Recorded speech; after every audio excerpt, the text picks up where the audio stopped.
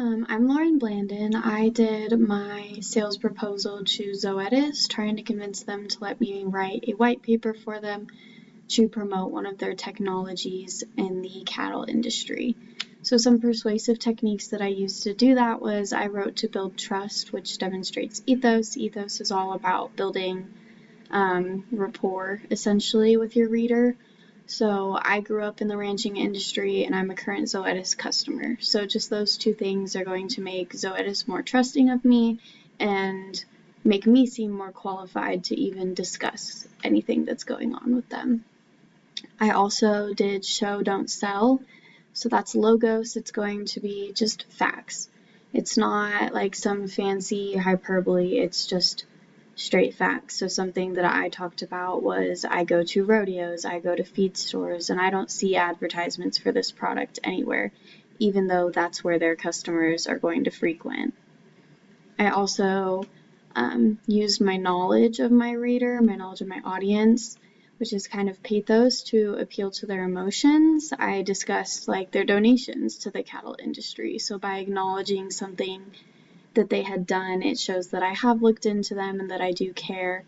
And that can be ethos and pathos.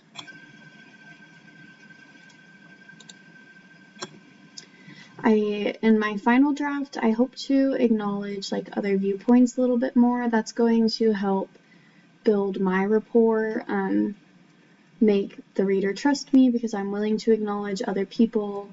I also want to use analogies and facts. I started using that a little bit, talking about going to rodeos and feed stores and not using advertisements, but I'd like to incorporate a lot more statistics. It's just difficult to find those without being a part of the company itself. I also want to improve the tone to kind of hit more of the pathos aspect of things. I want to have a warmer feeling. I think it would just make people more receptive to what they're reading. In terms of the ethics of it, I believe that every persuasive technique I used is ethical because there's no manipulation in any way. While you are using persuasion, manipulation is a very different thing.